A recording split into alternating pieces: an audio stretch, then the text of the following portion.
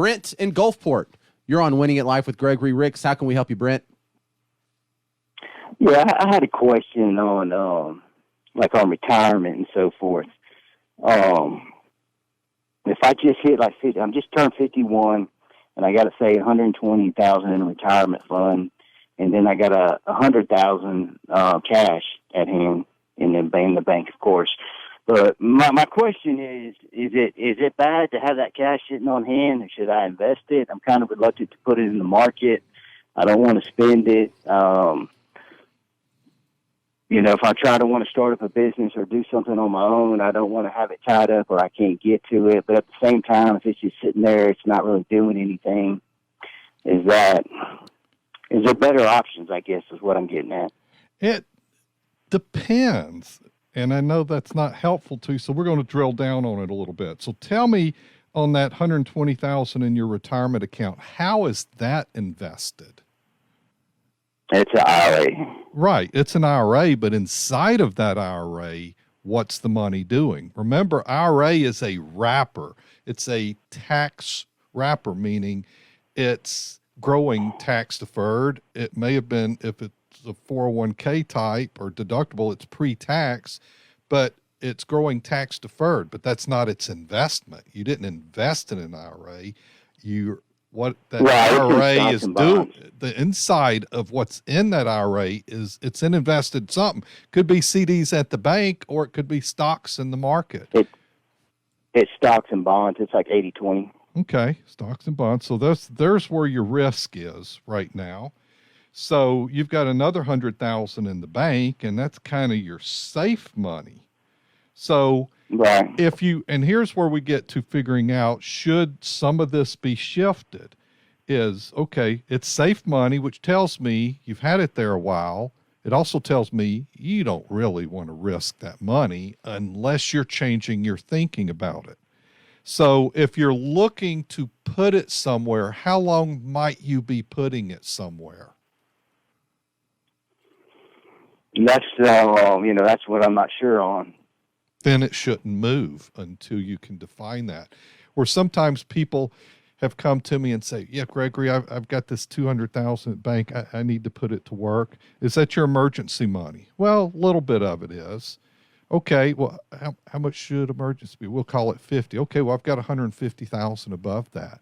So yeah, I'm thinking about, I'd like to put that 150,000 to work somewhere else. Well, how long do you have? What might you need that money for? Because they did the same thing. I might need it for something. Well, what are you needing it for? Well, I'm looking for some land. If I find the right deal, I'm going to need it back. Well, when might you find that? Well, maybe in the next couple years. You know what my answer is then? It probably needs to stay where it is. Because what if the market's, and if you put it to risk, what if the market's down in a year and a half or 2 years when you all of a sudden, I've got my deal, I need it. Because you also have to have a time horizon on your investment. Now, and sometimes if you're wanting to eliminate risk on the money, but put it somewhere where there's no risk, then there might be what I call a clock. You might have to leave it there for a certain period of time, maybe a few years. Well, let me ask you this. If I'm 50, am I way behind on my retirement? Depends. Are you paying into Social Security? Yes. Okay. Well, we know that replaces, on average, 40% of your income. You've got, when is retirement for you? Do you have an idea? Is it 10 years, 15 years out, 20? I'd like to in 10 years. Okay. Well, just if you're using the rule of 72, or it's growing, just hypothetically for simple math, and you're not adding anything to it, you've got 220. So in 10 years, you could have 440. What's that worth? It's worth about $20K a year in income. And subject to how much you would be getting in Social Security, if it's 20, between those two, you got 40K a year in income. So how does that compare to what your expenses are now? Well, if you stop working at 60 and your wife continues to work, and you don't draw Social Security, is the zeros. If you go online and look at your Social Security now, it gives you a figure. say $2,000. So say you retired at 55 and you have zeros in and you don't touch it till 62. Is that what you get, the 2,000 that's on there, or they're calculating you're working every year to retirement age? Well, what you were bringing up is they base it on 35 years, and if you have 35 years of earnings, those are averaged. If you have 40 years of earnings, they're going to average the best 35. If you only have 30 years of earnings, Social Security earnings, they're going to plug in zeros for that last 5 years and average it. You're not hurting your Social Security. You can't make your Social Security worse. But what they're looking at is they look at your last year's income and they're assuming that's going to continue till it's time for you to turn on Social Security.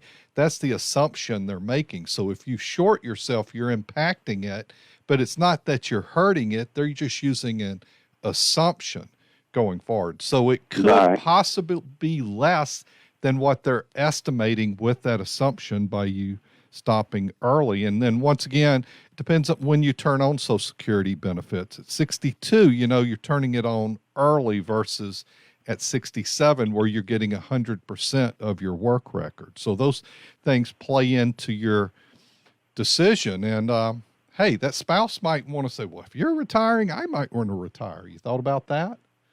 Just a thought. Yeah.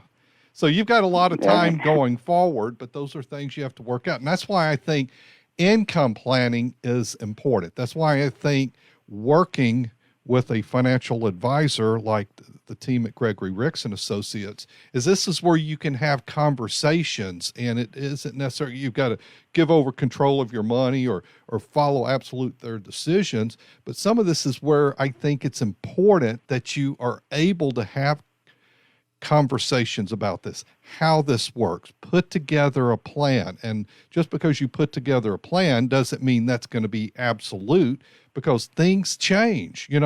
Think about the landscape you were living in and how much money you had 10 years ago. Well, it's probably quite a bit different today, and it's going to be different 10 more years from now.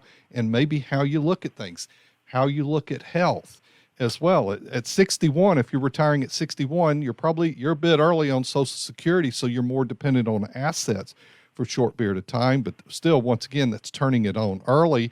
Remember, Social Security looks at your benefit as the full retirement age benefit, which for you, Brent, would be at age 67 under current rules. Any other questions? No. No, that's it. Thank you. Awesome. Thanks for the call.